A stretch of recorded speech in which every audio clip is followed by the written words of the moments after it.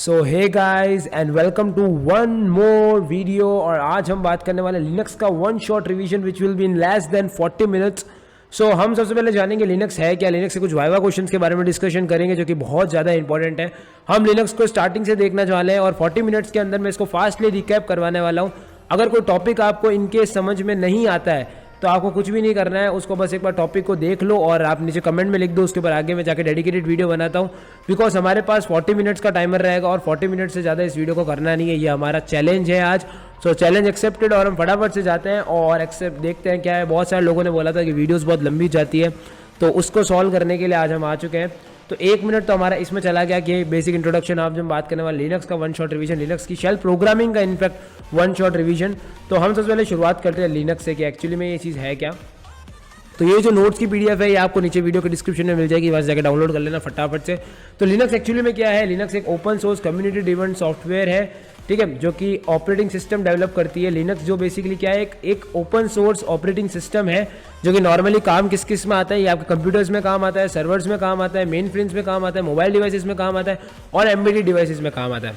Okay, तो ये basically एक ऐसा कंप्यूटिंग प्लेटफॉर्म है जिसके अंदर क्या होता है, जिसके अंदर मेजरली सारे कंप्यूटर प्लेटफॉर्म क्या होते हैं, सपोर्टेड होते हैं। ये एक ऐसा ऑपरेटिंग सिस्टम है जिसके अंदर सारे कंप्यूटर सिस्टम सपोर्टेड होते हैं, ठीक है। इंक्लूडिंग ये टाइप्स दिए हुए कुछ अपने कंप्यूटर सिस्टम्स के, like including cross 86, ARM and spark, ये सारे जो है ये वाइडली सपोर्टेड ऑपरेटिंग सिस्टम है। बेसिकली इसको क्या कहते हैं, ये ARM है इंक्लूडिंग 86 है, ये सारे कंप्यूटर सिस्टम्स हैं। और इन कंप्यूटर सिस्टम में जो OS चल रहा है वो चलता है लिनक्स मेजरली। ऐसा नहीं है कि केवल सब में लिनक्स ही चलता है, सब में विंडोज़ भी चलता है, सब कुछ चलता है, लेकिन ये कुछ ऑपरेटिंग बेसिकली कुछ अपने कंप्यूटर सिस्टम्स है जिसके अंदर लिनक्स रन होता है। बात करते हैं आगे। अब जब आगे मूव करते हैं तो हमारा जो नेक्स्ट क्वेश्चन है वो आता है difference between Linux and Unix. Linux और यूनिक्स में क्या डिफरेंस है, तो अगर मैं आपको इसको क्लियरली बताऊं तो यूनिक्स बेसिकली क्या है, एक ऐसा प्रोप्राइटरी OS सिस्टम है जो कि बेल लैबोरेटरीज ने बनाया था। अब एक्चुअली में था या क्या कि जो यूनिक्स है वो बेसिकली क्या है, प्रोप्राइटरी है, यानी इसके लिए आपको लाइसेंस लेना पड़ेगा, पैसे लेने पड़ेंगे, ठीक है, पैसे देने पड़ेंगे। लेकिन जो लिनक्स है ये आपका फ्री है, ओपन सोर्स है और नॉन प्रोप्राइटरी OS है। बेसिकली ओपन सोर्स होने के कारण क्या है कि इसका जो कोड है वो फ्रीली अवेलेबल है, तो आप उसको अपने हिसाब से अपने OS को कस्टमाइज कर सकते हो। इसीलिए नॉर्मली ये जो आप प्रोजेक्ट्स देखते हो IIT वगैरह के अंदर, जो स्मार्ट सिटी प्रोजेक्ट्स होते हैं उनके जो रास्पबेरी पाई बेस्ड OS होते हैं वो सारे लिनक्स वगैरह के ऊपर वर्क कर रहे होते हैं। नॉर्मली उसमें विंडोज यूज नहीं होता, उसमें लिनक्स यूज होता है, बिकॉज उसका ओपन सोर्स है और आप उसको अपने यूज के हिसाब से कस्टमाइज कर सकते हो, which is the best part. बात करते हैं हमारे नेक्स्ट पार्ट की जो कि है LILO। लीलो क्या होता है, लीलो बेसिकली एक बूट लोडर है, किसके लिए, लिनक्स के लिए, जो नॉर्मली क्या काम आता है, लोड करने के लिए काम आता है लिनक्स ऑपरेटिंग सिस्टम को मेन मेमोरी में। बेसिकली क्या होता है, कोई भी ऑपरेशन अपन करते हैं कंप्यूटर सिस्टम के ऊपर तो सबसे पहले आपका जो OS होता है वो लोड होता है मेन मेमोरी के अंदर और उसके बाद ही आप कोई ऑपरेशन कर सकते हो, चाहे वो एडिशन हो जाए, ये जितने भी ऑपरेशन है ये सभी हो जाएंगे जब आपका OS लोड होगा। बिना OS के लोड है आपका हार्डवेयर कुछ भी नहीं है, केवल एक हार्डवेयर ही का पार्ट है, OS उसकी जान है। तो बेसिकली जो LILO है वो एक बूट लोडर है यूनिक्स के लिए, जो कि नॉर्मली काम आता है लिनक्स ऑपरेटिंग सिस्टम को मेन मेमोरी में लोड करने के लिए और उसके बाद उसके अंदर ऑपरेशन होते हैं। बात की जाए नेक्स्ट चीज की तो वो आने वाली है कि फाइल परमिशंस क्या क्या होती है लिनक्स के अंदर। तो बेसिकली 3 तरह की फाइल परमिशन होती है लिनक्स के अंदर। पहली आपकी होती है रीड, जिसमें यूजर क्या कर सकता है, रीड कर सकता है फाइल को। फिर होती है आपकी लिस्ट, जिसके अंदर क्या हो सकता है, और बेसिकली LS जो लिस्ट कर सकता है, यूजर बेसिकली क्या करता है, रीड कर सकता है फाइल को। राइट परमिशन के अंदर यूजर क्या है, फाइल्स को राइट कर सकता है और एग्जीक्यूट यानी यूजर उस फाइल को रन कर सकता है। लिनक्स कर्नल क्या होता है, लिनक्स कर्नल एक लो लेवल सिस्टम सॉफ्टवेयर है जो कि नॉर्मली क्या काम आता है, हार्डवेयर के रिसोर्सेज को यूजर के लिए मैनेज करना। बेसिकली क्या होता है कि कर्नल बेसिकली जो अगर बेसिक आपको डायग्राम होता है तो कुछ इस तरीके से ये चीज दिखती है। यहाँ आपका हार्डवेयर होता है, इसके ऊपर कर्नल होता है और इसके बाद आपका शेल होता है। तो जो कर्नल है वो क्या काम करता है, कर्नल बेसिकली काम आता है हार्डवेयर रिसोर्सेज को मैनेज करने के लिए यूजर्स के लिए, ठीक है। और क्या करता है, ये प्रोवाइड करता है यूजर लेवल इंटीग्रेशन। ये आपका बाहर है शेल, यहां से यूजर इंटीग्रेट जो है अपना क्या कर सकता है, यूजर अपना इंटरेक्शन करता है या कमांड्स भेजता है कर्नल को, और कर्नल इसको क्या करता है, कमांड को भेजता है हार्डवेयर को और हार्डवेयर के रिसोर्सेज को मैनेज करता है। तो सबसे अंदर हार्डवेयर होता है, उसके बाद आपका कर्नल होता है और एट द एंड आपका शेल होता है। ये आपको ध्यान रखना है। बेसिक कंपोनेंट क्या लिनक्स के, तो इसके अंदर है shell, kernel, GUI, system utilities और एप्लीकेशन प्रोग्राम। एडवांटेज क्या लिनक्स का, तो वही मैंने बोला कि ये ओपन सोर्स है, ये फ्रीली डाउनलोडेबल है। अगर आपको लिनक्स डाउनलोड करना है तो आपको कुछ भी नहीं करना, आपको यहाँ जाना है और सिंपल लेना है लिनक्स। इतना लिखने के बाद ये पहली साइट आपकी आ जाएगी। आप यहाँ से जाके आराम से लिनक्स को इंस्टॉल कर सकते हो, डाउनलोड कर सकते हो और यूज़ कर सकते हो। यहाँ देख लो, आप इसको फ्रीली डाउनलोड कर सकते हो, ठीक है। यहाँ आ गया आपको ऑप्शन डाउनलोड लिनक्स। अब कौन सा डाउनलोड करना है आप देख सकते हो। इसके अंदर उबंटू लेना है, उबंटू पे क्लिक कर दो। जैसे ही उबंटू पे क्लिक करोगे ये आपका ऑप्शन आ चुका है, ये उबंटू डेस्कटॉप। ये आराम से आप डाउनलोड कर सकते हो। तो ये जो चीज़ है इसको क्या बनाती है, ओपन सोर्स बनाती है। आगे चलते हैं। सम शेल्स जो नॉर्मल लिनक्स में काम आते हैं, तो शेल मैंने आपको अभी बताया हार्डवेयर, हार्डवेयर के बाद आता है कर्नल और कर्नल के बाद आता है आपका शेल। तो जो शेल्स है जो यूज होता है नॉर्मली वो है बैश, कैश, कैश और बैश, ठीक है। और ये जो है शेल, ये क्या काम आता है, ये नॉर्मली यूज होते हैं लिनक्स के अंदर। ये आपको चीज़ ध्यान रखनी है। बात करूँ आगे कि लिनक्स बेसिकली डिज़ाइन किस लिए किया गया था, तो लिनक्स बेसिकली डिज़ाइन किया गया था सन माइक्रो सिस्टम के द्वारा। और एक लिनक्स को जब कस्टमाइज किया गया, लिनक्स को जो स्पेशली डिजाइन लिनक्स है जो सन माइक्रो सिस्टम यूज़ करती है, क्वेश्चन एक्चुअली में ये कहना चाह रहा है कि एक स्पेशल डिज़ाइन लिनक्स जो कि सन माइक्रो सिस्टम यूज़ करती है उसका नाम क्या है, तो उस लिनक्स का नाम है सोलारिस। सोलारिस बेसिकली एक उनका ओएस है जो खुद डिज़ाइन किया है सन माइक्रो सिस्टम ने लिनक्स को यूज़ करके अपने सिस्टम के लिए। और लिनक्स लोडर को हम क्या बोलते हैं, LILO, लिनक्स लोडर, जो क्या काम आता है, हार्डवेयर रिसोर्स जो क्या करता है बेसिकली लोड करने के लिए काम आता है किसको, लिनक्स ऑपरेटिंग सिस्टम को मेन मेमोरी के अंदर, लिनक्स लोडर, ध्यान रखना। बात करते हैं आगे कि अगर आपका कोई सेव फाइल है लिनक्स के अंदर और बाद में आप उसको रीनेम करना चाहोगे तो आप कौन सा कमांड यूज करोगे, तो हम यहाँ पर MV कमांड को यूज करके उसको क्या करेंगे, रीनेम करेंगे। इनोड क्या होता है, इनोड बेसिकली एक यूनिक नेम दिया जाता है ऑपरेटिंग सिस्टम द्वारा, ठीक है। बेसिकली हर फाइल को एक यूनिक नेम दिया जाता है, कोई भी अपनी फाइल होती है उसको एक यूनिक नेम देना काम होता है किसका, ऑपरेटिंग सिस्टम का। और ये काम करता कौन है, और ये जो पूरा सिस्टम है जिसमें हम यूनिक नेम देते हैं इसको हम बोलते हैं इनोड। स्वैप स्पेस बेसिकली क्या है, ये नॉर्मली एक ऐसा स्पेस है जो कि लिनक्स यूज करता है to load some concurrent running program temporarily. It is used when RAM does not have enough space to hold many program execute. अब सपोज हम क्या करते हैं, विंडोज़ के अंदर अगर हम बहुत ज़्यादा प्रोग्राम रन करते हैं तो हम टास्क मैनेजर में जाके उसको बंद करते हैं, क्योंकि आपको पता है कोई भी प्रोग्राम होता है वो रैम खाता है। इसमें क्या होता है कि एक अलग सा स्पेस रिजर्व होता है जिसको बोला जाता है स्वैप स्पेस, ठीक है। और उसको कौन यूज़ करता है, लिनक्स यूज़ करता है। क्यों करता है, वो क्या करता है, स्वैप स्पेस को थोड़ी देर के लिए यूज़ करता है। अगर उसके पास बहुत ज़्यादा प्रोसेसिंग हो रही है और उसका स्पेस कम पड़ रहा है रैम के अंदर, तो वो क्या करता है, स्वैप स्पेस का स्पेस यूज़ करता है टेम्पोरेली, जिससे हमारा सिस्टम क्या ना हो, बंद ना हो। बात करते हैं बैश, तो बैश शॉर्ट फॉर्म है किसकी। अब एक चीज ध्यान रखना, बैश टर्मिनल का फुल फॉर्म आपको ध्यान होना चाहिए।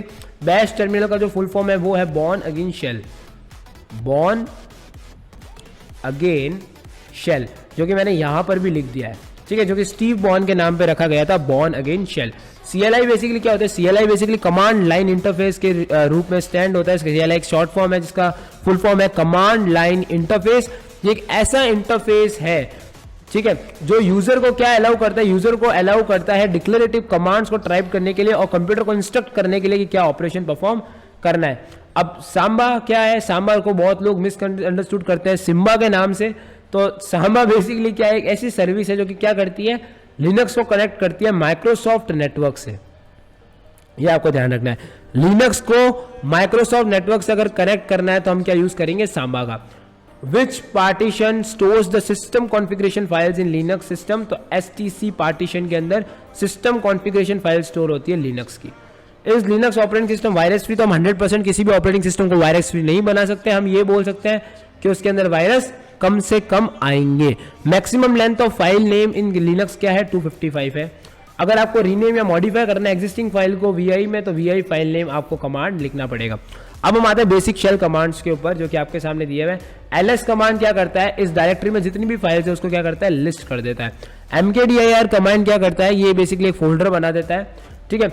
और हम आगे जाए तो RMDIR कमांड क्या करता है, उसको रिमूव करने के लिए काम आता है। CD क्या करता है, CD आपका जैसे अभी ये इस डायरेक्टरी में था, इसके बैक आना है इस डायरेक्टरी से, तो हम CD यूज करते हैं।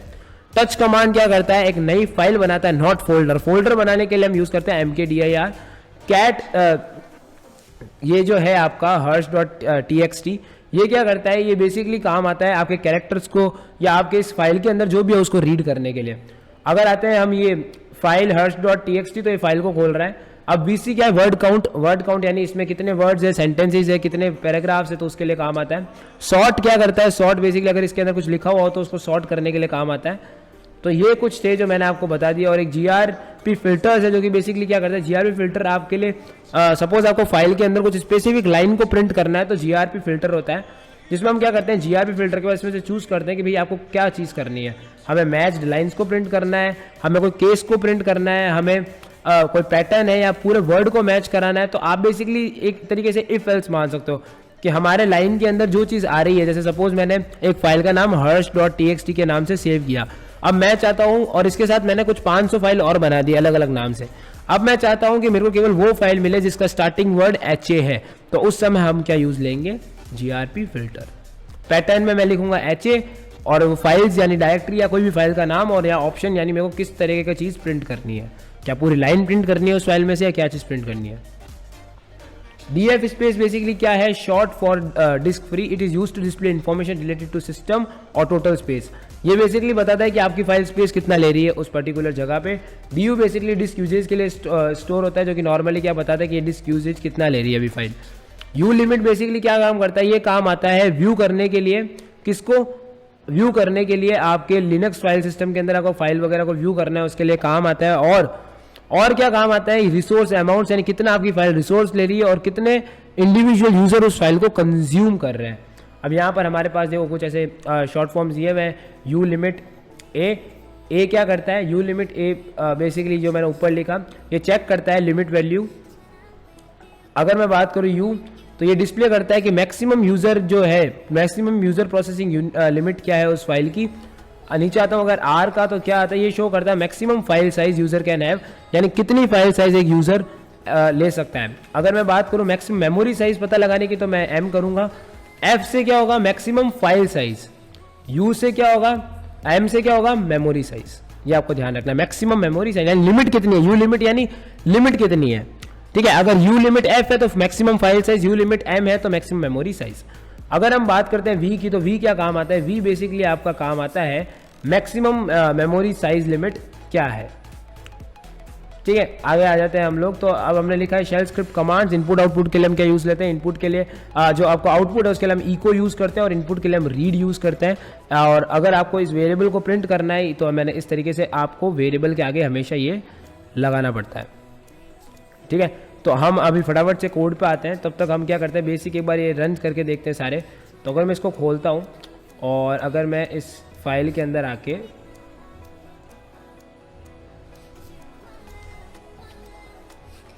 इसके अंदर मैं आऊँगा और इसके अंदर मैं लिनक्स का जो ट्यूटोरियल है मेरा वो खोलूँगा, जो हमने नाम से सेव किया हुआ है लिनक्स का, उसको मैंने खोला और इसको मैंने किया open with code.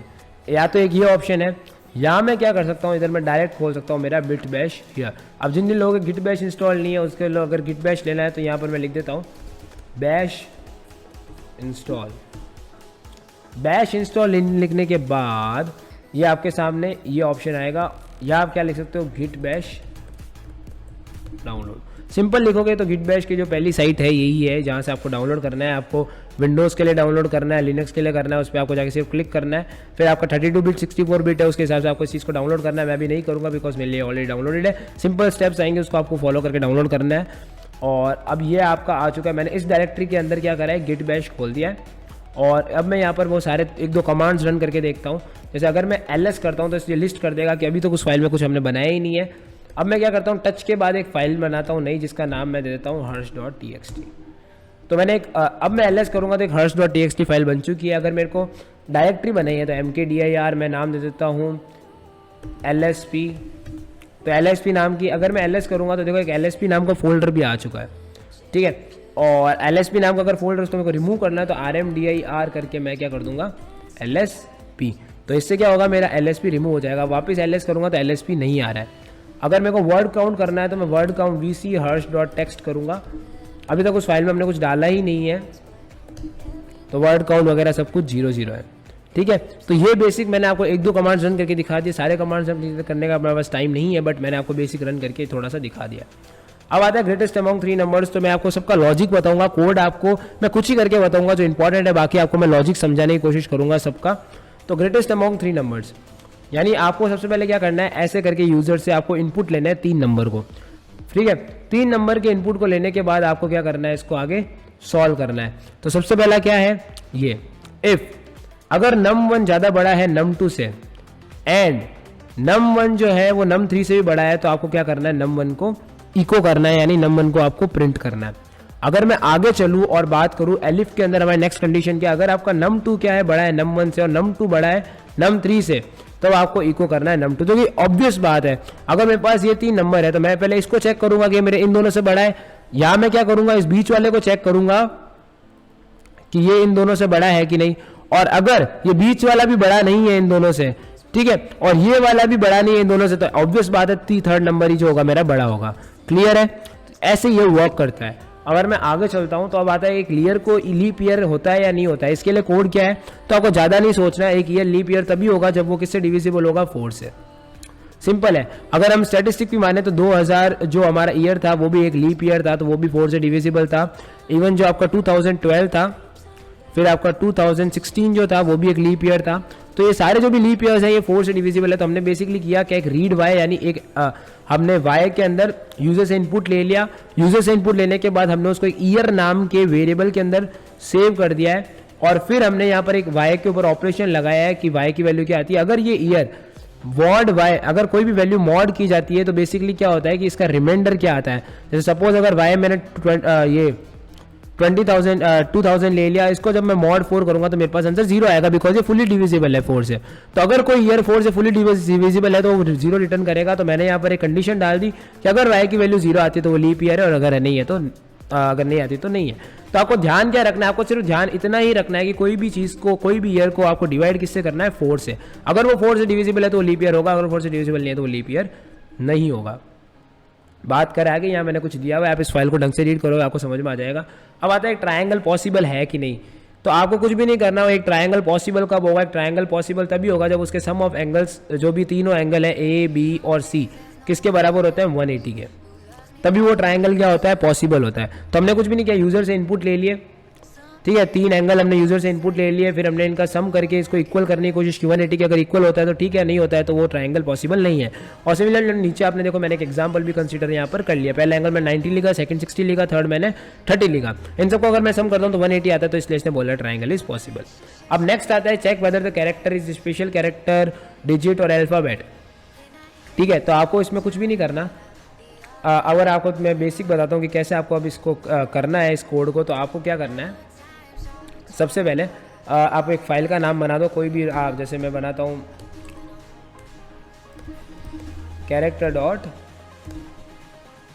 S H. Character dot S H बनाने के बाद मैं इसके अंदर मेरा कोड लिख दूंगा, ठीक है। जैसे अगर मैं इको करता हूँ क्या, प्लीज एंटर अ कैरेक्टर, ठीक है, एंटर अ कैरेक्टर लिखने के बाद मैं रीड करूंगा ए को, ठीक है। अब मैं क्या करने वाला हूँ, अब मैं एक कंडीशन, अब मैं चाहूँ तो इसमें कंडीशंस लगा सकता हूँ मेरी। तो अब मैं बोल दूंगा कि अगर, ठीक है, अगर मेरा जो कैरेक्टर है यानी जो मेरा ए है, अगर मेरा जो ए है, ठीक है, तो मैंने यहाँ पर कंडीशन क्या ली हुई है, नीचे एक बार देखते हैं वापस। मैंने यहाँ पर सिंपल सा बोला हुआ है कि अगर मेरा जो सी है वो इस रेंज में है, ए टू जेड को ऐसे इसलिए लिखा गया है इसके अंदर। इस बार मैं इसको खोलता हूँ ब्रैकेट को, तो ये कुछ इस तरीके से लिखा होगा A B C D E F G till Z, उसका शॉर्ट फॉर्म है ए टू जेड। समझ में आ गया इतना। तो हमने बेसिकली क्या किया हुआ है, यहाँ पर यही काम करेंगे हम। यहाँ पर रीड ले किया है, तो मैं इसको थोड़ा बड़ा कर देता हूँ जिससे वो क्लियर दिखे, ठीक है, और इसको मैं क्लोज कर देता हूँ, ठीक है। अब हम क्या करेंगे, यहाँ पर मैं इसको करूँगा इक्वल टू अगर ए के जेड के रेंज में कहीं पे भी आ जाता है तो आप क्या इको कर दो, आप इको कर दो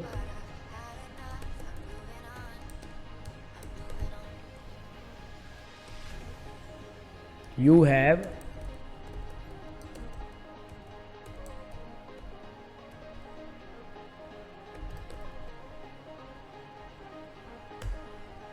ठीक है।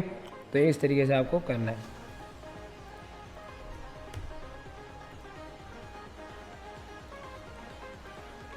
ठीक है। अगर रेड की वजह से आपको दिख नहीं रहा है, आप टेंशन ना ले इसकी इतनी। अब हम क्या करेंगे, यहाँ पर वापस हमने देन के बाद हम यहाँ पर लगा देंगे हमारी एल्स इफ, और एल्स इफ में हम कंडीशन क्या डाल देंगे, एल्स इफ में हम कंडीशन डाल देंगे। एक चीज़ ध्यान रखना, एलएसपी के अंदर आप अपनी स्पेसिंग का ध्यान रखना, ये बहुत क्रूशियल चीज़ है। इसको मैं इक्वल कर देता हूँ ए से जेड, स्मॉल जो है उसके बीच में, और जब मैं ये करूँगा तो मैं इको कर दूँगा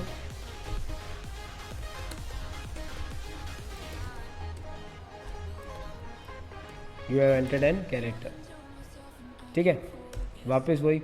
और अगर मैं एल्स पे आता हूँ, ठीक है, और अगर मैं एल्स पे आने के बाद इको करता हूँ, तो मैं इको क्या कर दूँगा, और इसको मैं अगर और अच्छा थोड़ा एफिशिएंट बनाऊँ तो मैं एक और एलिफ डाल देता हूँ यहाँ पर, और मैं इसको क्या प्रिंट कर दूँगा, मैं इसको प्रिंट कर दूँगा कि जो इसने ए डाला है वो अगर रेंज में आता है, किसकी न्यूमेरिकल रेंज भी होती है 0 से 9 की,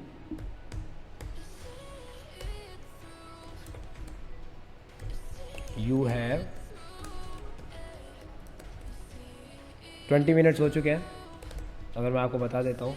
तो यहाँ पर हमने ये चीज़ डाल दी है, और इसके बाद अगर ये कुछ भी नहीं होता है तो हम क्या इको कर देंगे, it is an special symbol, क्या है, ठीक है, सिंपल किया हमने यहाँ पर। और अब यहाँ पर मैं एक देन डाल दूँगा, बिकॉज देन के बिना ये एरर देगा। और सबसे पहले हम क्या करेंगे, इसको यहाँ रन करने की कोशिश करेंगे, और यहाँ आप बोलोगे क्या हो, जब आप गिट बैश इंस्टॉल कर लोगे तो कुछ इस तरीके से बैश दिखेगा, ठीक है। तो मैं सबसे पहले क्लियर कर देता हूँ एक बार, टर्मिनल को क्लियर लिखने से टर्मिनल क्लियर हो जाता है। अब मैं यहाँ क्या लिखूँगा, chmod+x, और मैं यहाँ नाम दे दूँगा character.sh। इससे क्या होगा, वो फाइल एक रनेबल फाइल में बदल जाएगी, जो कि करना बहुत ज़रूरी है अगर आप कोई भी लिनक्स फाइल।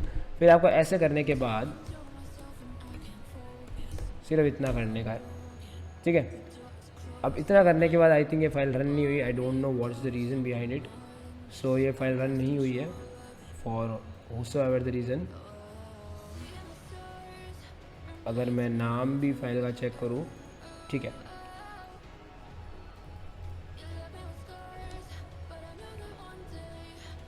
तो वापस स्पेसिंग की दिक्कत नहीं,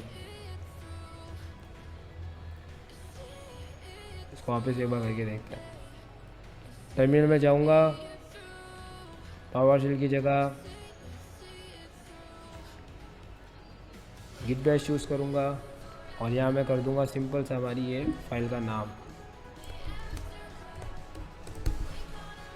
और यहाँ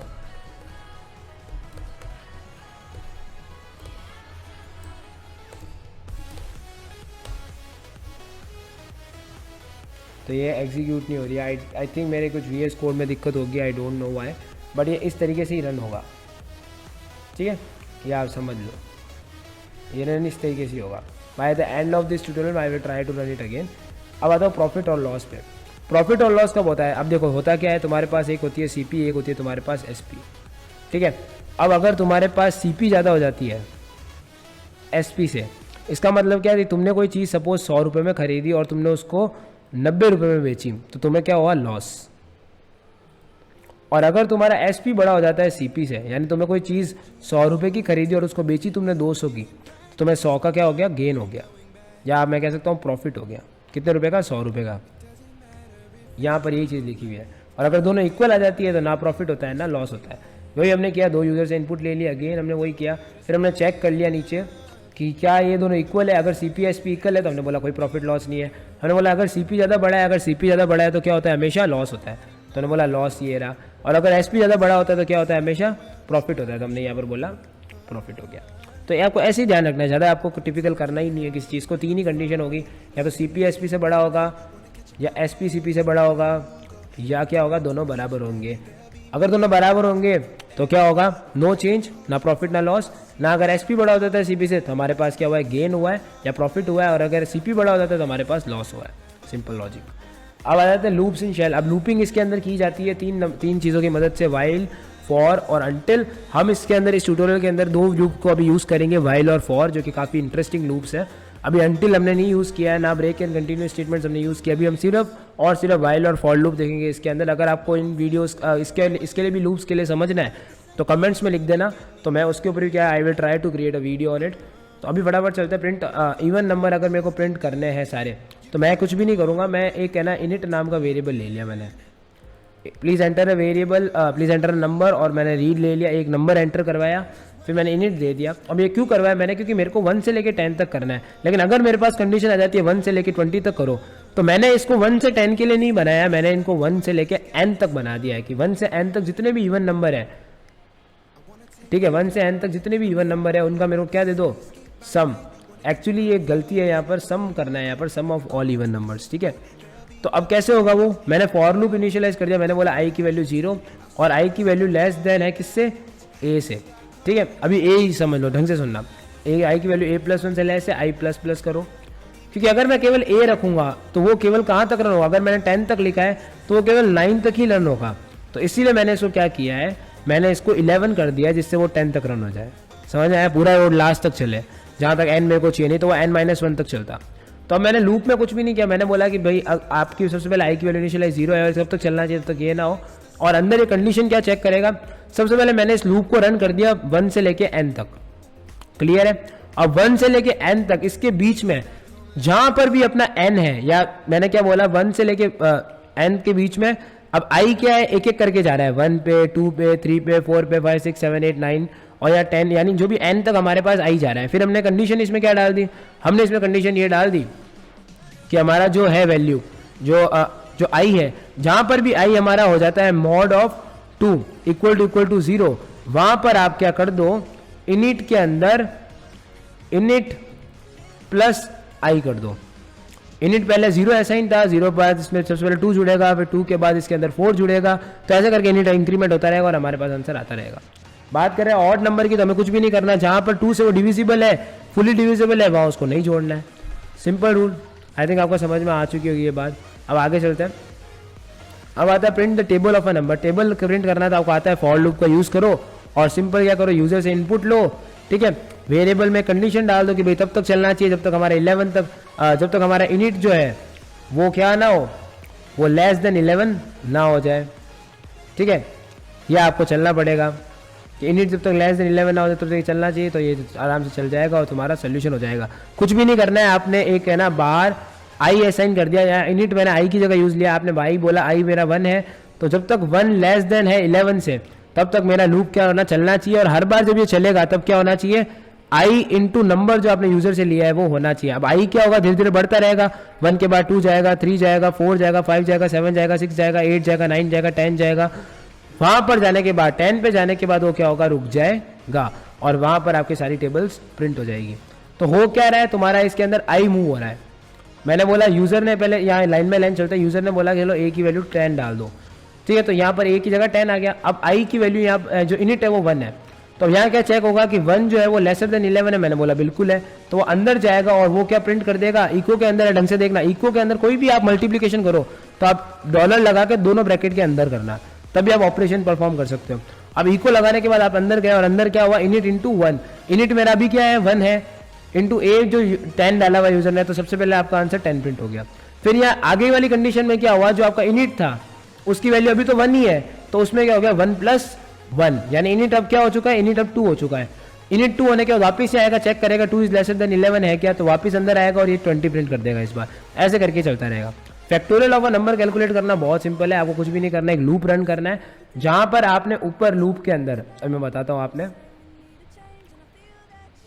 आपने क्या किया था, ऊपर जो आपने कोड लिखा था अभी हमने, where it is, I think it is related to some of even number, ठीक है, इवन नंबर यहाँ था। आपको क्या करना है, यहाँ से सिंपल ये मॉड की कंडीशन को रिमूव करना है और यहाँ जो इनिट है इसके बीच में मल्टीप्लाई लगाना है, ये सिंपल काम करना है आपको, ठीक है। तो ये आपका कोड बन जाएगा पूरा फैक्टोरियल वाला। अगर आपकी रिक्वेस्ट इतनी ज़्यादा आ रही है तो मैं फैक्टोरियल वाला एक बार रन करके आपको बता देता हूँ बेसिक सा। इसी को ही मैं चेंज कर दूंगा और मैं यहाँ पर एंटर अ नंबर कर देता हूँ फटाफट से। एंटर अ नंबर करने के बाद मैं फॉर लूप लगाऊंगा और मैं यहाँ पर फॉर को कब तक चलाऊंगा, जब तक मेरा ए के बराबर वो पूरा रन ना हो जाए। और मैं यहाँ पर क्या कर दूंगा, एक बार मैं इनिट नाम का वेरिएबल बनाऊंगा जिसकी वैल्यू मैं क्या दे दूंगा 0, और मैं बोलूँगा कि जब चले तो आपको क्या करना है, init is equal to init into 1 नहीं, इनिट इंटू आई करेंगे अपन, ठीक है। और इसको मैंने आपको बोला था कोई भी ऑपरेशन परफॉर्म करो तो हमेशा ब्रैकेट डाल के करो, तो ये ऐसे हमने हो गया। और इनिट जो मैंने किया यहाँ पर ये तो चल ही रहा है, ठीक है, okay, everything is okay, but only one thing जो कि यहाँ लेफ्ट हो गई है, मेरे को इसको इनिट को 1 करना पड़ेगा, बिकॉज आपको भी पता है मैंने ये क्यों किया। अब मैं यहाँ पर ई को कर दूंगा फिर मेरा जो इनिट है। अब मैं इसको अगर रन करता हूँ, देखते क्या आता है। मैं इसको करूँगा A+1 तक रन, क्योंकि आपको पता है कि तो वो 4 तक ही रन होगा अगर मैं 5 लिखूँगा तो। अब वापस मैं इसको रन करूँगा तो मैंने 5 रन किया, मेरे पास 0 आंसर आया। इसका रीज़न क्या है, क्योंकि मैंने आई को यहाँ पर 0 दिया हुआ है। आई की वैल्यू मेरे को 1 देनी पड़ेगी, बिकॉज अगर 0 आएगा तो वो 0 से मल्टीप्लाई होकर एवरीथिंग विल बी 0। अब मैं यहाँ पर 5 डालूंगा तो 120 आ चुका है, जो कि एक सक्सेसफुल फैक्टोरियल का प्रोग्राम है। तो ऐसे ही ये चीज़ रन होगी। सबसे पहले आपको, अब देखो कोड बाय कोड चलो, सबसे पहले आपने यूज़र से नंबर ले लिया, फिर आपने एक लूप लगा दिया, तो जब तक चलना चाहिए तो यूज़र की वैल्यू कंप्लीट ना हो जाए, तो उसको +1 ज़रूर करना। अगर आपको n तक लूप चलाना है, मैं आपको अभी भी बोल रहा हूँ कि अगर आपको n तक लूप चलाना है, ठीक है, तो आपको इस कंडीशन के अंदर n+1 ज़रूर तक चलाना, नहीं तो आपका लूप जो है वो n-1 तक चल जाएगा। इस चीज़ का ध्यान रखना। आपको अगर n तक लूप चलाना है तो इस कंडीशन में जो आप लिखते हो i is lesser than n की जगह आपको n+1 लिखना होगा। और आई थिंक आपको ये चीज़ समझ में आ चुकी होगी। तो हम आगे मूव करते हैं फटाफट से। ये आपका factorial of the program. Sum of digits निकालना इज़ वेरी सिंपल, ठीक है। सम ऑफ डिजिट्स कैसे निकलता है, कुछ भी नहीं करना आपको। यहाँ पर मैं आपको एक ही कोड से काफ़ी कोड अभी कवर करवा दूंगा। सम ऑफ डिजिट निकालने के लिए सिंपल आपको इनिट यूज़ करेंगे। अभी भी हम इनिट की वैल्यू इस बार मैं 0 डाल दूंगा, और इस बार मैं क्या लगाऊंगा, यहाँ पर एक वाइल लूप लगाऊंगा, जिसको जो कंडीशन क्या देगा, वो देगा जब तक a इज़ लेसर देन आपका क्या है, तब तक चलेगा जब तक आपका a क्या है, lesser than, sorry, a is greater than 0, not lesser than, it is be greater than 0, ठीक है। तो मॉड की वैल्यू क्या हो जाएगी, मॉड आपका हो जाएगा,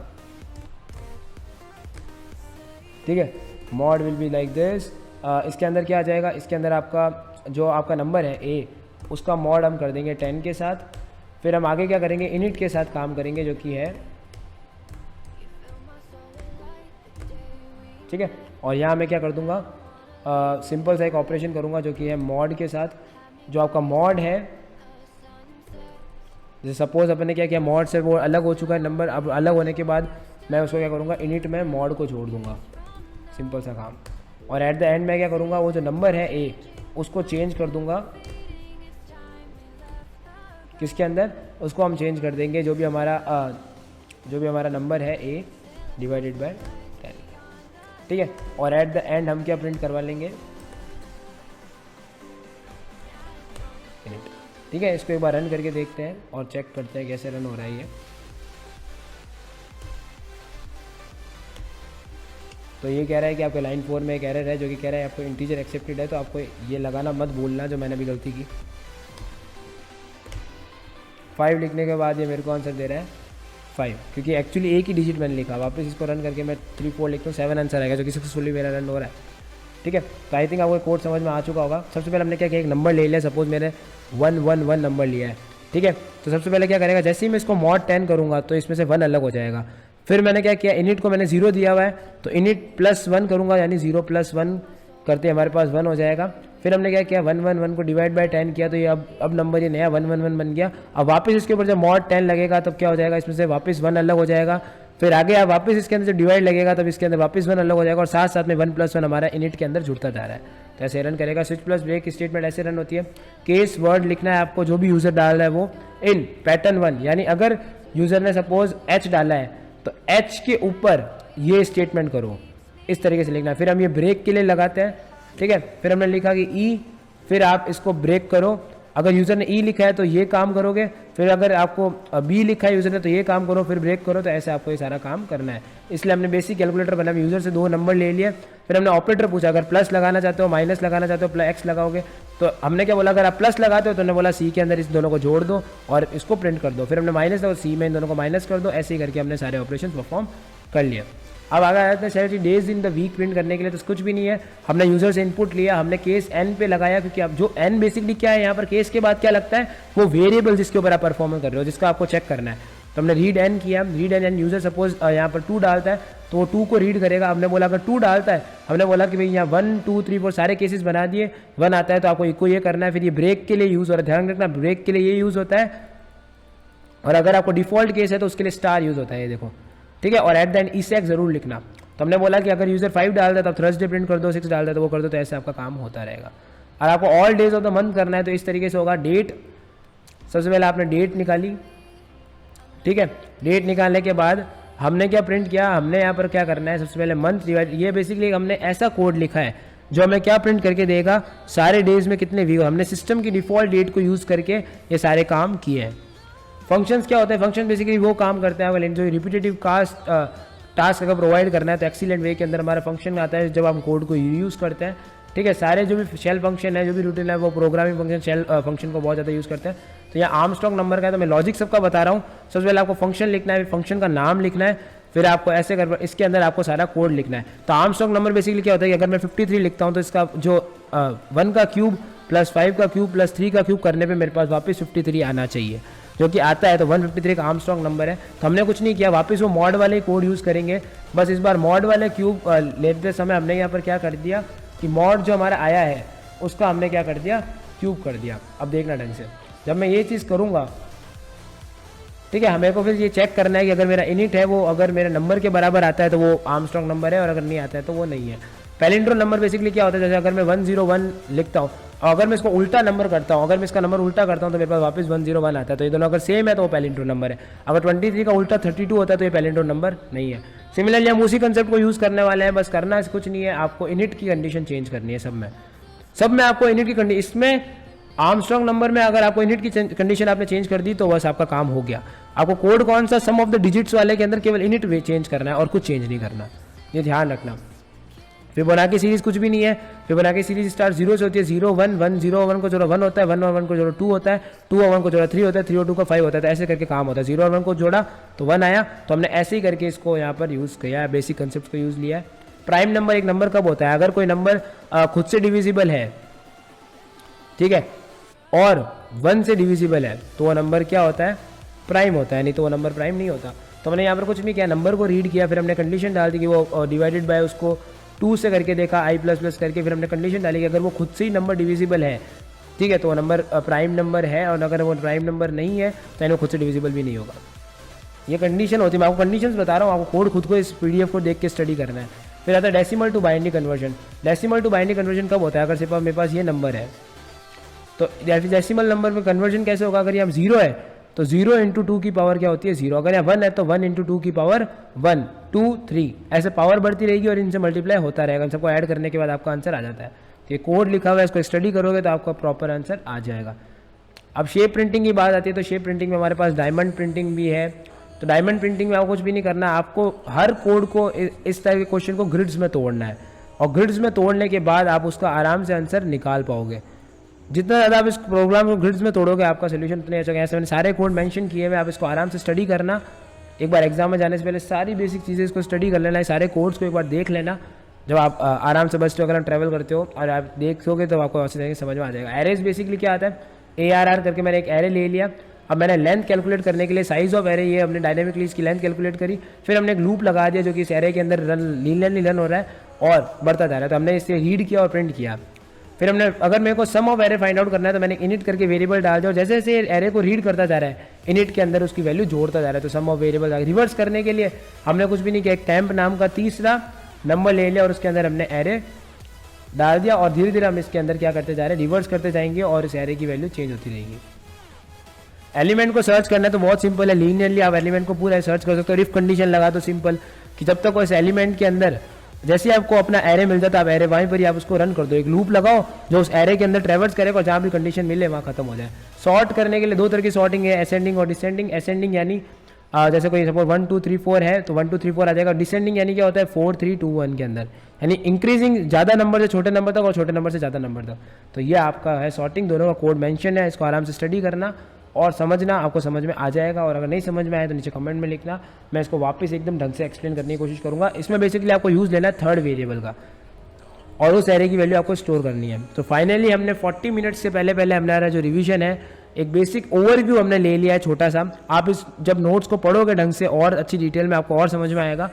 मिलता हूँ नेक्स्ट किसी वीडियो के अंदर। एक चीज़ ध्यान रखना, ये केवल एक इंट्रोडक्टरी वीडियो था, इसके भरोसे मत जाना, आप नोट्स पूरे रीड करके जाना।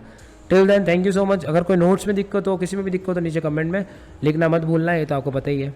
Thank you so much, bye.